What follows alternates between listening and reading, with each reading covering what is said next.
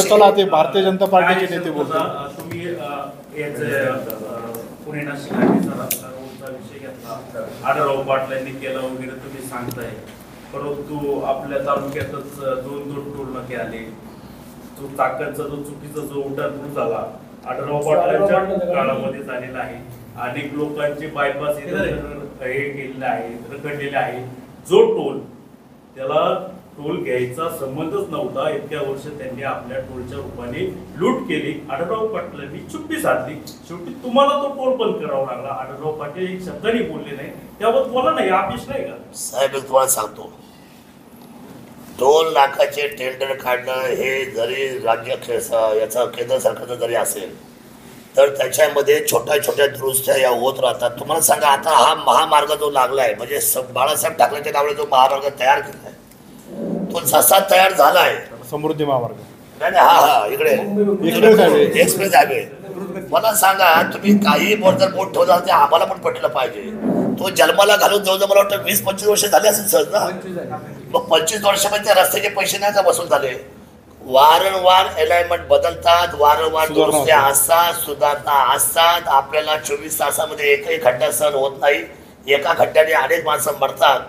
अशा परिस्थितीमध्ये त्या टोल नाक्याला कधी ठेवायचं आणि कधी बायपास करायचं, काढून टाकायचं, हे सगळी यंत्रणा ज्या वेळेला त्याचा सर्वे करून त्याचा रिझल्ट आणि रिपोर्ट देते त्याच्यानंतर त्याच्या आपण कुणावर ठपका ठेवण्यामध्ये काय पडतो? विनंती आहे, तुम्ही काय करता, जास्त बोलता सोडून. प्रश्न असा आहे की जो टोलला त्याला परमिशनच नव्हती, एवढा दिवस टोल वसुली गेलीच ना. शेवटी हे म्हटले की मी तुम्ही मला पुरावा द्या, याला टोल नाक्याला म्हणले विधानसभेत इकडे मुंबईमध्ये यांनी घोषणा केली मी टोल नाका बंद करणार आहे, तुम्ही रातोरात बंद करता आणि मग तो जवळजवळ कितीतरी वर्ष तो बंद राहतो, वसुली होत नव्हती. ही वसुली कोणासाठी होत होती इतक्या वर्ष? कुठल्या टोल नाक्याची? तुमच्या घरासमोरच्या आढळराव साहेबांनी इथे पुलिस मार्केटमध्ये टोल काय बोलताय? याला बोलू द्या, बोला काय म्हणते. हे अभ्यास आहेत, मला अभ्यास बघू द्या, सांगा. नाही असं नाही, बोलले बसा. बंद केला कुणासाठी आता इतके दिवस चालू झालं का? नाही, चांगलीच गोष्ट आहे ना, पण चालू होतं. मेहरबानी करून तुम्हाला मी सांगतो, तुम्हाला अर्धवट ज्ञान आहे.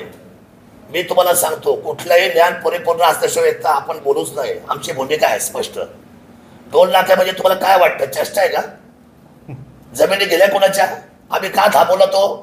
पैसे दिले नाही बाजूच्या घरांचे, शेतकऱ्यांचे. तुम्ही काय म्हणजे असं दात उकरून पोट भरायला लागले का सगळे मंडळी? काय चाललंय? मी तुम्हाला सांगतो, तुम्ही फुलफिल अभ्यास करा. आम्ही का रागवलो? जर इथं 600 पोलीस मागं का गेले? काय जायचं कारण आहे? काय शरद दादा आहे का? कारण असेल ना, काय तर त्रुटी असेल ना शासनाची. तिथे ते आम्ही सांगितलं, जोपर्यंत या सगळ्या असलेल्या इथं बाधित होणाऱ्या घरांना, इथं गेलेल्या बोर, इथे गेलेली झाडं, इथे गेलेल्या जमिनी, यांचे मंदिर, धर्मशाळा, दूध डेअरी, स्मशानभूमी, हा काय तुम्ही पडूला बसताय? हे ज्याच्यात सफर होतात ना, तुम्ही काय बोलताय सगळी मंडळी? आम्हाला काय इंटरेस्ट आहे? ऐका नाही, आरोप करणं सुद्धा चूक आहे. आरोप करताना सुद्धा बुद्धी जागी असली पाहिजे, जशी आमची 24 तास असते. आमचं म्हणणं तुम्हाला क्लिअर कट आहे. ज्या ठिकाणी आम्ही समाजाचा विरोध घेतो ना, तर सकाळी 6 ते रात्री 2 काय करत असतो? तर आमचं म्हणणे, आम्ही व्यवसाय करत नाही. जनतेत व्यवसाय करत नाही. आमचे व्यवसाय वेगळे. आम्ही इथं फक्त समाजसेवा करतो आणि समाजसेवा आम्हाला हे सांगते की कुठलाही अभ्यास तुम्ही आज तुम्ही लोकसभेच्या अंतिम टप्प्यात आहे, तुम्ही काय मुद्दे मांडताय? आज हा टोल नाका का थांबवला शरद सोनवणे? आज ताशी त्याचा बघा, तुम्हाला सांगतो, शेवटच्या टप्प्यात त्याचा आताशी पूल होतोय. किती माणसं मेली असतील आमच्या वाडीतले? आम्ही आजही थांबवला पाहिजे टोल नाका तसा.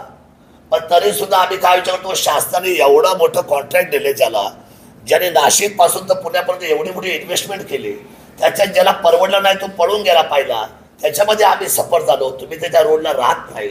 मेला का रात्री 1ला मला फोन येतोय, 1:15ला बनेल आणि शर्टो मी पळत जातोय. त्याचं कारण असं आहे, आमचं नाही तसं नाही. टोल नाक्याच्या बाबतीमध्ये तुम्हाला चाटाळपणा झालाय सर्वांना. तुम्हाला असं वाटतं टोल म्हणजे काय? टोल म्हणजे काय वसूल आहेत का?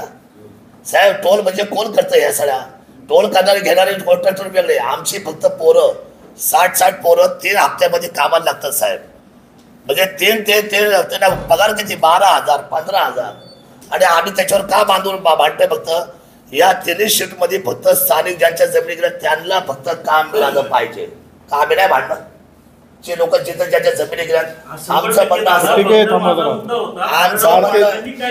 भारतीय जनता पार्टीचे नेते बोलतात. टोल नाक्याचा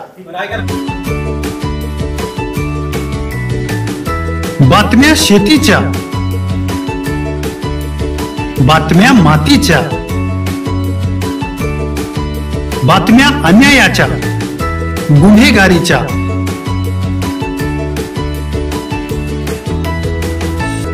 राजकारणाच्या आणि समाजकारणाच्या,